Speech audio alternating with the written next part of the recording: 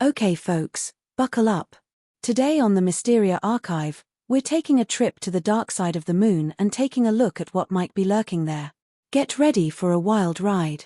For thousands of years, we've looked up at the moon, yet only half of it ever looks back. The other side. Forever hidden until we sent cameras behind the curtain. What came back wasn't just craters. There were shadows, lines, structures that didn't make sense. Images redacted. Files gone missing. Some say it's nothing.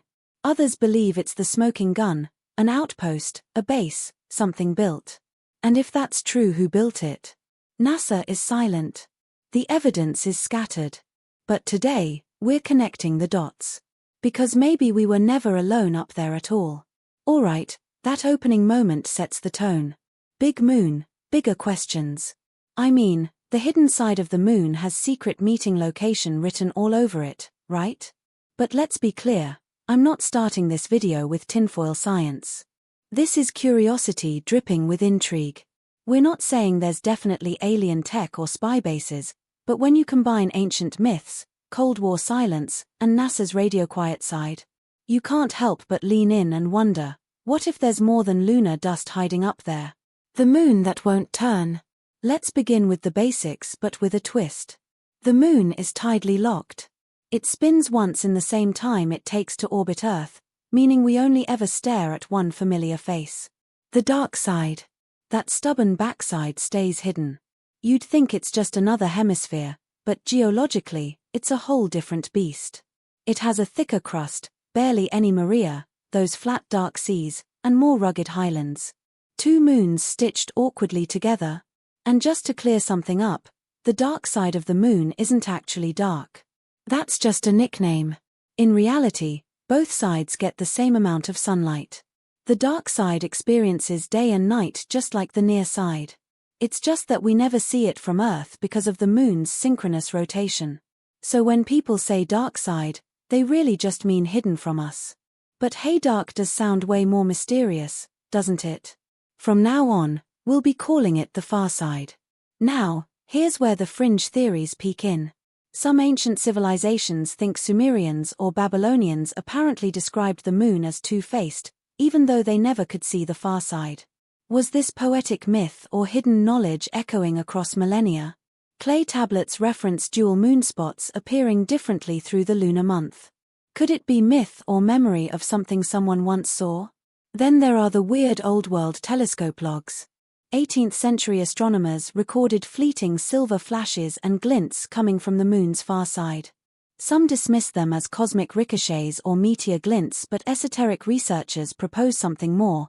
Could those flashes have been ancient tech? Or were they just celestial flukes? Add to that the idea that, for centuries, we had a giant unknown orbiting companion right next to us, and you have the perfect recipe for legend, suspicion, and a generational yawn on unanswered questions. Moon myth meets moon fact. So yes, science gives us tidal locking and geology. But folklore and faint historical logs add a layer of wonder. Okay, time for moon myth meets moon fact. Sure, tidal locking is real, and yes, the far side looks geologically different. That's not speculation. That's science.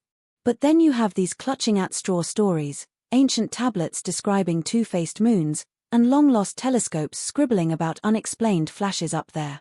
I'm not saying the Babylonians were NASA insiders, but when folklore lines up with scientific oddity, you can't help but pause. Maybe those myths were poetic. Or maybe, just maybe, someone noticed something odd and left breadcrumbs. Whatever it was, it shows we've been curious for centuries, not because we obsess over conspiracy, but because the far side literally kept its back turned. First peeks and first whispers. When the Soviet Union launched Luna 3 in 1959, humanity got its first blurry glimpse of the moon's hidden face. And let's just say it didn't exactly calm the conspiracy crowd. The photos were grainy, shadowy, and missing large chunks. Craters stacked like scars. Terrain unlike anything we'd seen on the near side. The whole place looked off. Uneven. Even alien. But here's where the whispers begin. Several frames from Luna 3's data were never made public. Soviet officials claimed technical failure, but decades later, declassified records revealed that some frames were withheld for further analysis. That's the kind of phrase that makes forums explode. A few declassified internal notes mentioned odd beam-shaped shadows in early photo passes, some running parallel to each other like structures.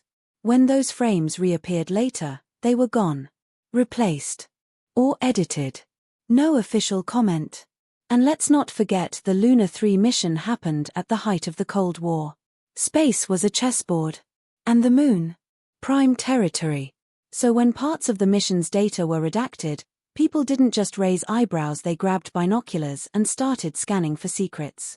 It didn't help that Soviet scientists described the far side as having a puzzling ruggedness. No Maria, just highlands. Some fringe theorists said the terrain looked almost unnaturally eroded, like something had once been there, and had since been removed, smoothed, or maybe buried. These early peaks weren't just about data, they were the first fuel to a fire that still burns in the conspiracy world. Because when you take a place that's always been hidden, point a camera at it, then redact half the footage, you're not just exploring anymore. You're leaving breadcrumbs. So, let me get this straight. First we can't see the moon's back, and then when we do, the pictures look like a pixelated horror movie and they withhold the weird ones?